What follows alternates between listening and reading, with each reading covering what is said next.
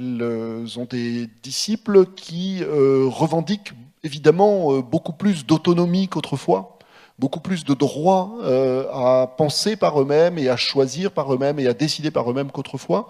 Et on s'aperçoit qu'un certain nombre de confréries, par rapport à cela, évoluent considérablement. Il y a des confréries, je pense notamment à la confrérie du Cher Bentounès, dans laquelle la notion de maître intérieur est une notion qui a pris beaucoup d'ampleur. Et c'est une notion qui est intéressante, qui est caractéristique de ce qui se cherche aujourd'hui, parce qu'elle veut réconcilier l'idée de guidance et l'idée de liberté. Le cher Bentounès, je le recevais il y a quelque temps dans Culture d'Islam, sur France Culture, et il avait encore une fois insisté sur cette notion-là, vraiment refuse que les disciples de la Tariqa Alaouia le considèrent comme un maître ou se réfèrent à lui comme un maître. Hein. C'est-à-dire qu'il veut bien prendre un certain nombre de décisions et donner un certain nombre de conseils sur le plan spirituel, mais il a ce souci primordial de renvoyer toujours l'individu à lui-même ou de renvoyer l'individu à la possibilité aussi de trouver sa voie ou de se choisir un peu mieux lui-même dans le compagnonnage spirituel, c'est-à-dire plutôt dans une relation entre pairs, si vous voulez, hein, une relation collégiale. On est engagés les uns et les autres dans une démarche qui est une démarche de recherche intérieure, et on va, selon ce que Aristote appelait une amitié, hein, c'est-à-dire on va, les uns et les autres, essayer de s'apporter mutuellement des éclairages, mais dans une relation, cette fois-ci, qui est une relation d'égal à égal, hein, pas une relation hiérarchique. Et donc, ça c'est un des grands défis pour la recherche spirituelle aujourd'hui. Comment concilier le fait que nous soyons modernes, c'est-à-dire que nous voulions avant tout être des individus libres, avec la possibilité d'avoir une guidance spirituelle.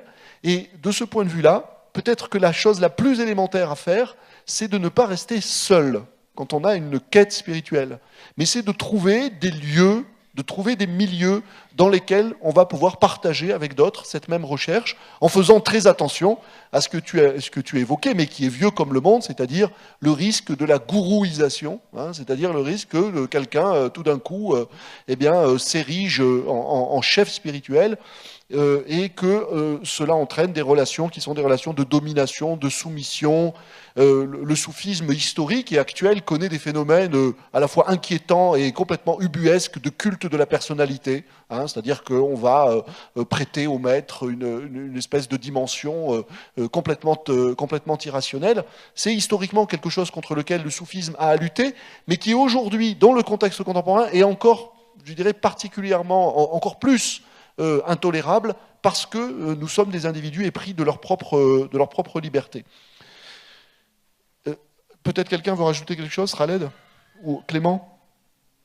Non? Clément.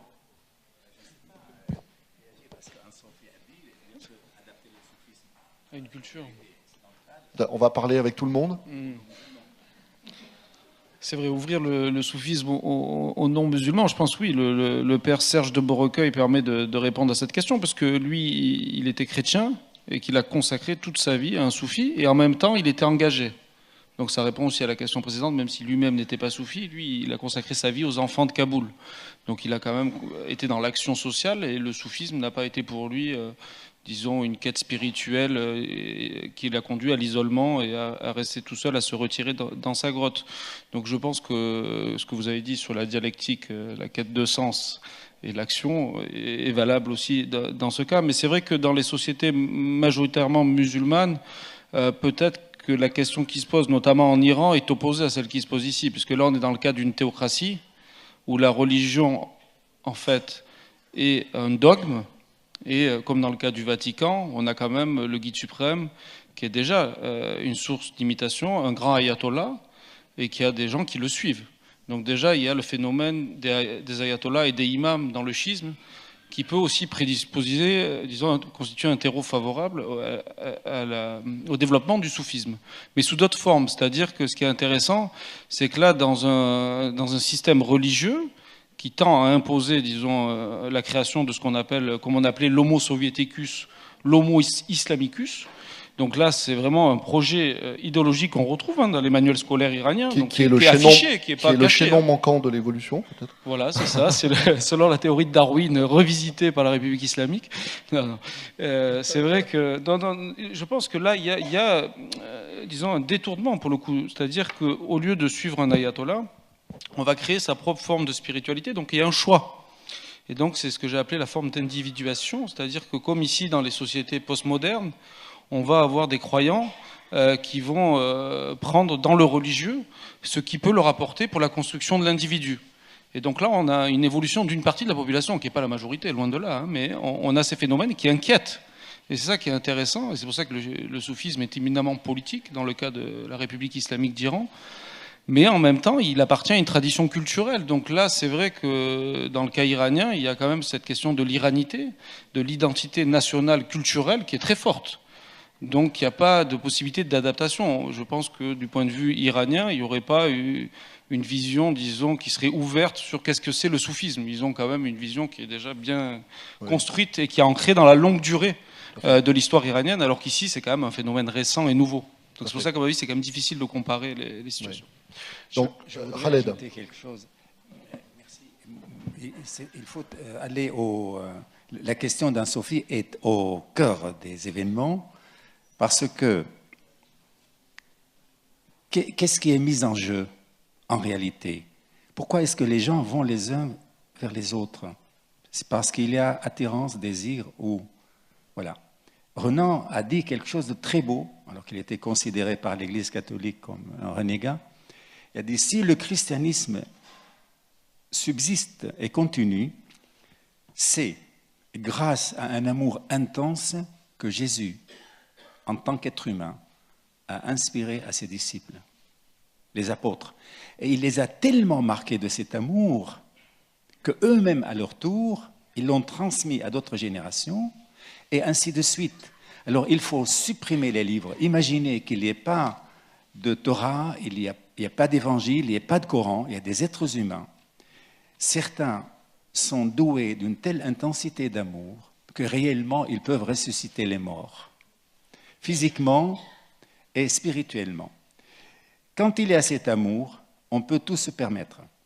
C'est-à-dire, si des Français de souche sont convertis à l'islam et veulent vraiment faire évoluer les choses à partir de la culture française, bienvenue.